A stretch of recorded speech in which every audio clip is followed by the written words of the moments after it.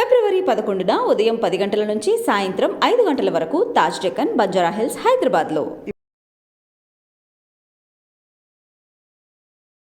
నమస్కారం, welcome to iDream. నేను విజిత.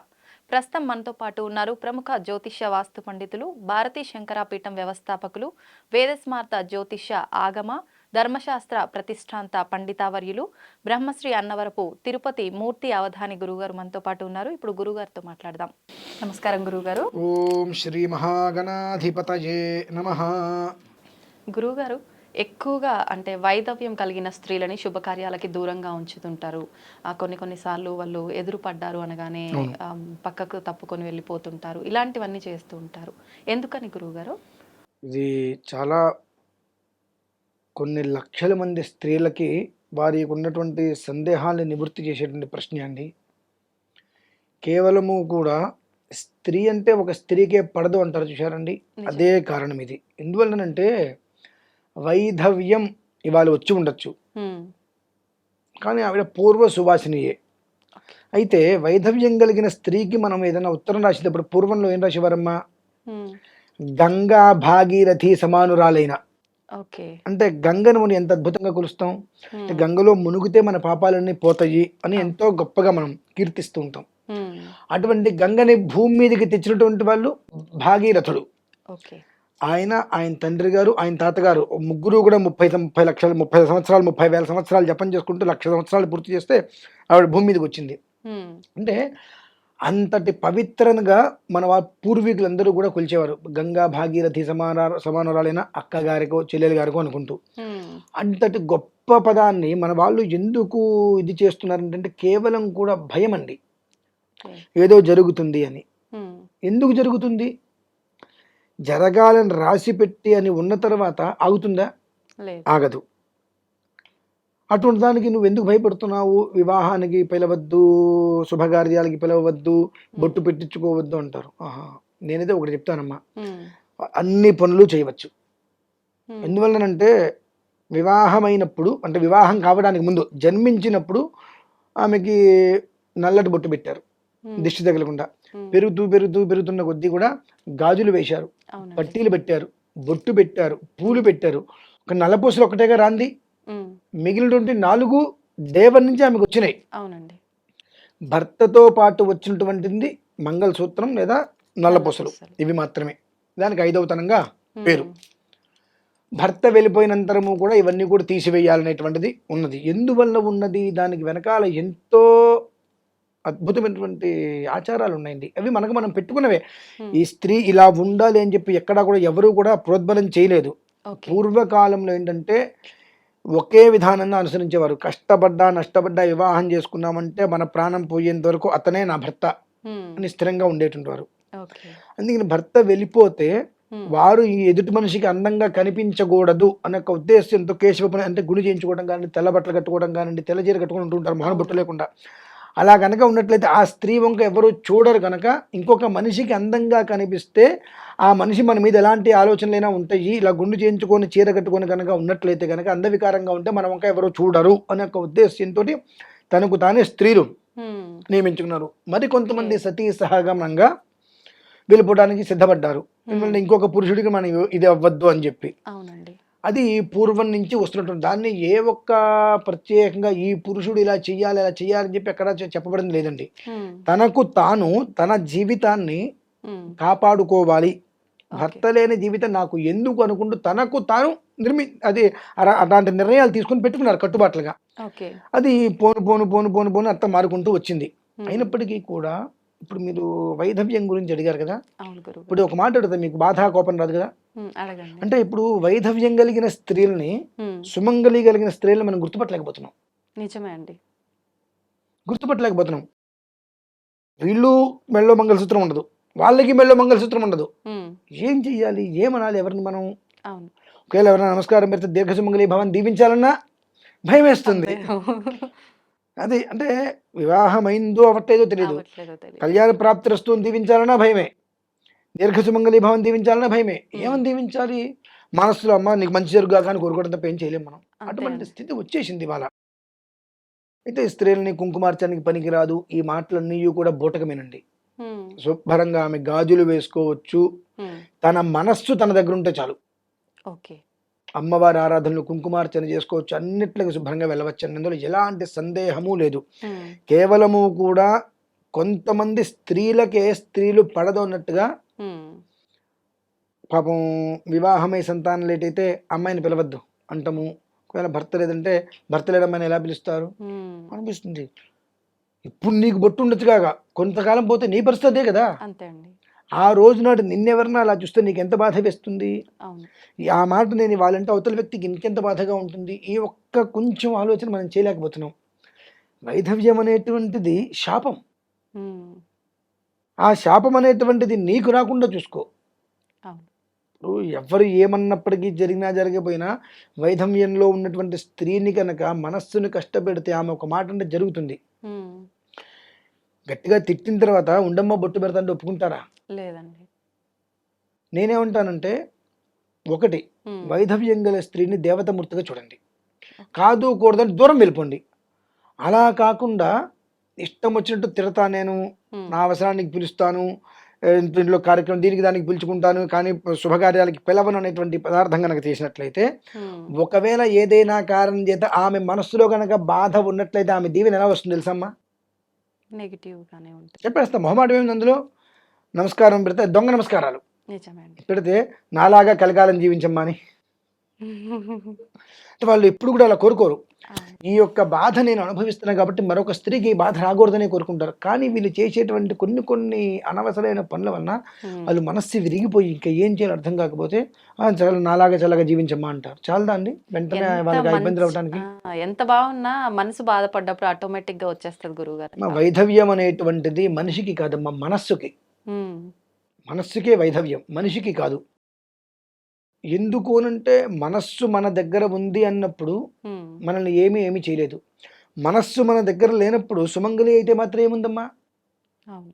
అంటే ఏదైనా ఒక మంచి, చెడు అనేటువంటిది మనస్సుకు సంబంధించిన విషయం. హ్మ్. ఇద్దరు ముగ్గురు ఇదే విషయం అడిగారు మొన్న రీసెంట్‌గా. నేను ఓకే. ఒకటే అన్నా, వైధవ్యం కలిగిన స్త్రీ వివాహం చేసుకోవచ్చా అని అంటే, హ్మ్. అవతల వ్యక్తి గనక పురుషుడు చేసుకోవడానికి సంయుక్తంగా ఉన్నట్లయితే శుభ్రంగా చేయవచ్చమ్మా. ఎందువలన అదేంటండి చేసుకోకూడదు అంటారు కదండీ అంటే, మంచిది. హ్మ్. పురుషుడికి భార్య వెళ్ళిపోతే ఆ! 3 నెలలు కాకముందే వాడు పెళ్లి చేసుకుంటున్నాడు. అవునండి.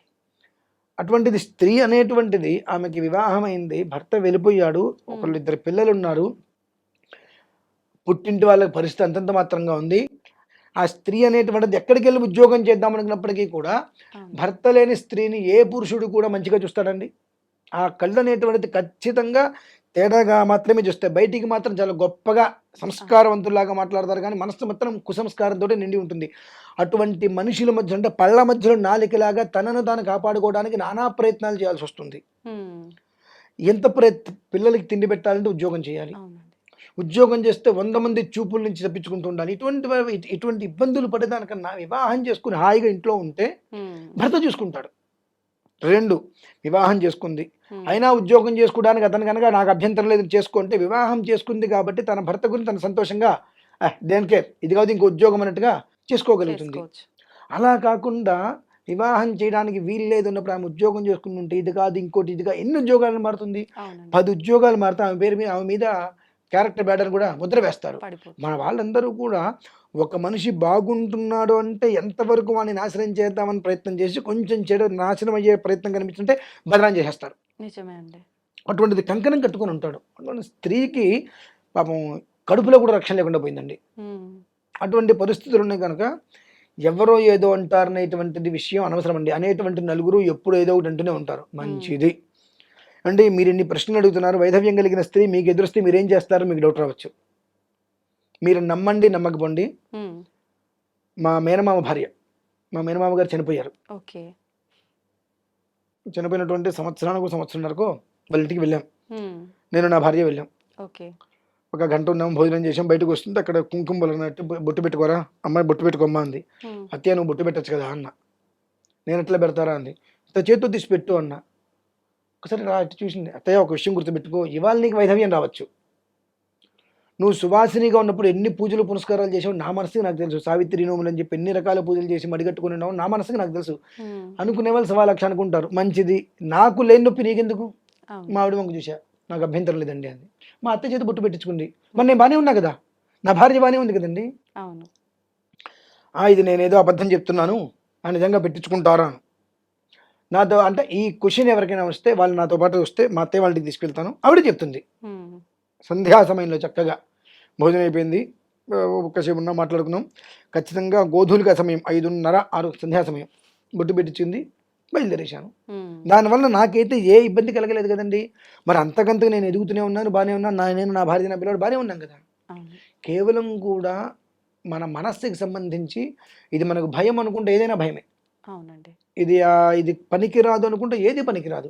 ఉమ్, ఇది పనికొస్తుంది అనుకుంటే ఇప్పుడు ఒక 70-80 సంవత్సరాలు ఉంటాయి, వైధవ్యం ఉంది పాపం ఆవిడికి. ఆవిడ ఎన్ని పెళ్ళిళ్ళు చూసి ఉంటుంది, అవును. ఎంత అనుభవం ఉంటుంది. ఉమ్, అటువంటి వ్యక్తిని పక్కన కూర్చోబెడితే సుఖంగానే ఉంటారు మినహాయిస్తే వాళ్ళు ఏమి బాధపడరు కదండి. వాళ్ళు బాధపడి వీళ్ళని ఇబ్బంది పెట్టరు కదా, ఉమ్, సుఖంగా ఉంటారు. కానీ ఈ ఆలోచన అనేటువంటిది మనలో ఎవరికి లేదండి, అనకూడదు కానివ్వండి, ఉమ్, కొడుకులకి కూడా లేదండి. ఒకవేళ తండ్రి చనిపోతే అమ్మ వైధవ్యంతో ఉంది ఉమ్, అని చెప్పి పక్కన కూర్చోబెట్టేస్తారు. అంటే ఏదైతే నా తల్లి, నా కన్న తల్లి వైధవ్యంతో ఉంటే ఎలా ఉంటాయి, నా కన్న తల్లి కదా అని చెప్పి వాళ్ళు కూడా ముందుకు వచ్చామా నువ్వు కూర్చోమా అని చెప్పి చెప్పలేకపోతున్నారు. ఎందువలన ఏమన్నా అవుతుందేమో అని చెప్పి. మంచిది, అటువంటి వాళ్ళ దగ్గర ఆ తల్లి ఉండకపోవడం మంచిదండి. అంటే వేరేని కదా నేను అనేది. ఉమ్, స్త్రీకి గౌరవం అనేటువంటిది భర్త ఉన్నప్పుడు నువ్వు ఇచ్చినా ఇవ్వకపోయినా, భర్త వెళ్ళిపోయిన తర్వాత ఆ కుటుంబ సభ్యులు, తండ్రి కావచ్చు, కొడుకులు కావచ్చు, ఉమ్, ఆ అమ్మాయి తండ్రి కావచ్చు కాక ఎవరైనప్పటికీ కూడా ఆయన లేని లోటు, నా భర్త ఉన్నట్లయితే నాకు ఇది కొనిపెట్టేవాడు కదా, ఉమ్, ఆయన లేడు కాబట్టి ఇది నేను కొనుక్కోలేకపోయినటువంటి బాధ ఆమె కలగకూడదు. అవును. కలగకూడదు అంటే కొడుకులు కావచ్చు, ఆమెను కన్నా తండ్రి కావచ్చు, ఉమ్, చూసుకోగలగాలి. ఎందువలన ఇవాళ ఉద్యోగాలు చేస్తున్నారు కానివ్వండి, ఉమ్, వివాహం అయ్యేంత వరకు తండ్రి, వివాహం అయిన తర్వాత భర్త, పిల్లలు పుట్టిన తర్వాత పిల్లలు, వీళ్ళ ముగ్గురు యొక్క యోగక్షేమాల్ని మాత్రమే దృష్టిలో పెట్టుకుంటుందండి. తన ఒక జీవితంలో తనకు కావాల్సిన ఇష్టాలన్నీ కూడా వదిలేసుకుంటూ ఉమ్, తన కోసమే కుటుంబాన్ని నడుపుతూ ఉంటుంది. అటువంటి స్త్రీకి వైధవ్య రాగానే అసలు వీళ్ళందరూ కూడా కాకుల్లాగా పొడుస్తారండి. అది నాకు బాగా బాధేస్తూ ఉంటుంది. వీళ్ళ దగ్గర ఉన్నది ఏంటి, వాళ్ళ దగ్గర లేనిదేంటి. ఈ విషయానికి వస్తే సుమంగళి స్త్రీల కన్నా వైధవ్యం కలిగినటువంటి స్త్రీల దగ్గర ఆశీర్వచనం తీసుకోవడం మంచిది అంట. ఎందువల్లనంటే ఉమ్, సుమంగళిగా ఉన్నటువంటి వాళ్ళు కొంతమందిని నేను చూసా, ఉమ్, మెల్లటువంటి మంగళసూత్రాన్ని హ్యాంగర్కి తగిలించడం. అటువంటి వాళ్ళు భర్త పేరు చెప్పుకోవడానికి కూడా, అంటే భర్త ఫలానా ఉద్యోగం చేస్తున్నాడని చెప్పుకోవడానికి కూడా కొంచెం సిగ్గుపడేవాళ్ళు. భర్త పేరు చెప్పుకోవడానికి సిగ్గుపడుతున్నావు, ఇంకా నీకెందుకు, నేను దీర్ఘ సుమంగళి ఎలా దీవించమంటావు. హా, ఇటువంటివి చాలా ఉన్నాయమ్మా. అయితే వైధవ్యం కలిగినటువంటి స్త్రీలని ఎవరైనా కనుక అవహేళన చేసినా, ఉమ్, అవమానంగా చూసినా ఓకే. ఖచ్చితంగా మరుసటి క్షణం అంటే తర్వాత వాళ్ళకి జరిగేటువంటిది అదే ప్రాప్తి. కాబట్టి ఏ ఒక్క స్త్రీ కూడా మామూలుగానే ఒక స్త్రీని విమర్శించవద్దు. ఉమ్, వైధవ్యం కలిగినటువంటి స్త్రీని నీకు కుదిరితే ఆకు వేసి అన్నం పెట్టు, ఓకే. అంతే మినహాయిస్తే అనవసరమైన మాటలతో కనుక మనస్సుని కష్టపెట్టినట్లయితే ఖచ్చితంగా అదే గతి పునరుత్పత్తి అవుతుంది మీ ఇంట్లో. కాబట్టి అటువంటి పరిస్థితి చేయకపోవడం అనేటువంటిది చాలా శ్రేయోదాయకమైనటువంటిది నా అభిప్రాయం. ఓకే. అయితే గురువు గారు చాలా మందికి పెళ్ళైన కొద్ది రోజులకే వైధవ్యం అనేది వచ్చేస్తుంది. అవును. ఎందుకని గురువు గారు? వివాహమైన కొద్ది రోజులకి వైధవ్యం వస్తుందంటే అమ్మా, ఫస్ట్ ఆఫ్ ఆల్ వచ్చేటప్పటికి ఈ మధ్యకాలంలో అవును గురువు గారు. వివాహానికి జాతకాలు చూస్తున్నప్పుడు ఉమ్, ఆ నక్షత్రాలు కలవలేదు అని అంటే ఉమ్, పేర్లు మార్చమంటారు. అవునండి. పేర్లు మార్చి జీవితం మారిపోతుందండి. మన బుద్ధి మారాలి. ఉమ్, పేరు మార్చండి, ఈ పేరు పెట్టండి, జీవితం బాగుపడుతుంది. ఉమ్, అరే అసలు నక్షత్రంలోనే దోషం ఉంది. ఓకే. వాళ్ళిద్దరికీ అసలు తారాబలం చంద్రబలం కుదరలేదు. ఉమ్, ఆ జన్మతహాగా ఉండేటువంటి విధానం కుదరలేదు అన్నప్పుడు నేను పేరు మార్చుకుంటానంటే ఇది ఎంతవరకు కరెక్టు. నువ్వు పేరు మార్చుకున్నావు అనుకో, అమ్మాయిని తిట్టకుండా ఉంటున్నావా, అమ్మాయి నిన్ను తిట్టకుండా ఉంటుందే, లేదు కదా. నీ బుద్ధి మార్చుకో. ఉమ్, ఆ బుద్ధి మార్చుకోకుండా అలానే ఉంటా అంటే ఎన్ని పేర్లు మార్చుకుంటే ఏమవుతుందండి. ఫస్ట్ ఆఫ్ ఆల్ సెకండ్, ఉమ్, ఇది కుదరలేదు అన్నప్పుడు వదిలేయాలండి. ఆ అమ్మాయి ఎంత అందంగా అయినా ఉండొచ్చు, ఆ అబ్బాయి ఇంకెంత అందంగా అయినా ఉండొచ్చు. కాక అక్కడ అందం కాదు కదా ప్రధానం, జీవితం కావాలి. అవునండి. ఇప్పుడు ఎంతో మంది అందంగా ఉంటారని పెళ్లి చేసుకుంటే వాళ్ళ జీవితాలు ఉమ్, ఎంత బాధాకరంగా ముగుస్తున్నాయి అనేటువంటి విషయం రోజుల్లోనే కనిపిస్తూనే ఉన్నాయి. ఇక్కడ కావాల్సింది మనస్సు. ఉమ్, ఆ మనస్సు అనేటువంటిది చీకటిగా ఉన్నప్పుడు ఎన్ని లైట్లు వేస్తే ఉపయోగం ఏముంది, లేట్ దిగని చీకటి వచ్చేసింది. కాబట్టి ఆ జాతక విధానంలో కలవలేదు. ఉమ్, కలవనప్పుడు ఇంకొక జీవితాన్ని నాశనం చేసేటువంటి అర్హత మనకు లేదు. పేరు మార్చుకుంటాము, వాళ్ళ కట్నం ఎక్కువ ఇస్తుందనో, లేదంటే అమ్మాయి బాగుందనో, లేదంటే వీరికి ఎక్కువ ప్యాకేజీ ఉందనో, ఇటువంటి దృష్టిలో ఉంచుకొని పేర్లు ఈ పేరు మార్చేసుకుని చాలంటారు. నష్టపోతే ఎవరంటే నష్టపోయేది? మనమే. ఆ పిల్లవాడో పిల్లో నష్టపోతారు. అంతే.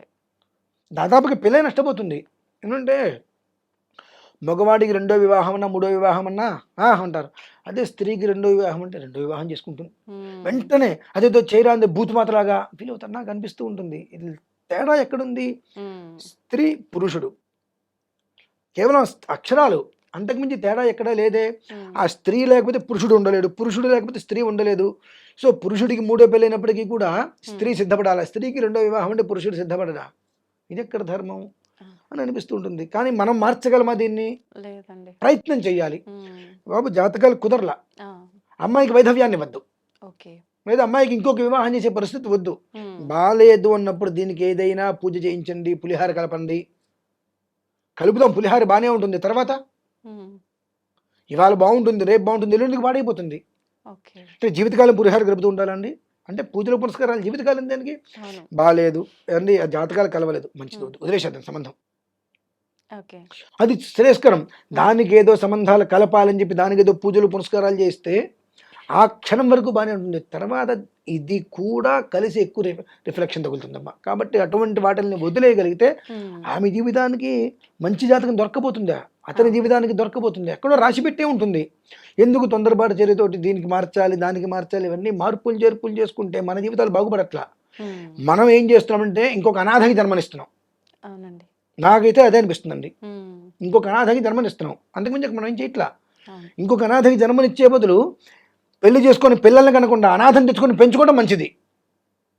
వాడు ఎట్లాగో అనాథ అవుతాడు, వీళ్ళిద్దరు విడిపోయినా వాడు అలానే ఉంటాడు. అంతేగాని పెళ్లి చేసుకొని ఒకరిని ఇద్దరిని కొని వీళ్ళు కొట్టుకు చచ్చి విడిపోయి ఇంకోటి ఏదో జరగవు, వాళ్ళని అనాథం చేసేటువంటి దానికన్నా ఇవన్నీ ఎంతో ఉంటాయి జాతకంలో.